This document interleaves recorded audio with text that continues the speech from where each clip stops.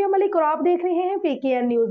DPO Gujarat Ahmad Nawaz Shah ने DSPs और SHOs के साथ क्राइम मीटिंग की। अबू बकर सईद की रिपोर्ट। डीपीओ गुजरात अहमद नवाज शाह और एसपी इन्वेस्टिगेशन रियाज अहमद नाज ने डीएसपीज और एसएचओज के साथ क्राइम के हवाले से खसूसी मीटिंग की, जिसमें सर्कल अफसरान और तमाम एसएचओज ने शिरकत की। डीपीओ गुजरात ने जेर तफ्तीश मुकदमात, मुजरमान इश्तहारियों की गिरफ्तारी, मंशियात और पतंगबाजों के खिलाफ शुरू खसूसी ऑपरेशन के हवाले से तमाम अफसरान की कारकर्दगी का फर्दन जायजा लिया। उन्होंने तमाम अफसरान को हदायत की कि मुजरमान इश्तहारियों, मंशियात फरोशों, कब्जा माफिया और असला की नुमाइश करने वालों के खिलाफ बिला इम्तियाज सख्त एक्शन लिया जाए। पतंगबाजी एक खूनी और जानलेवा खेल है, जिसके खिलाफ शुरू खसूसी ऑपरेशन को जारी रखा जाए।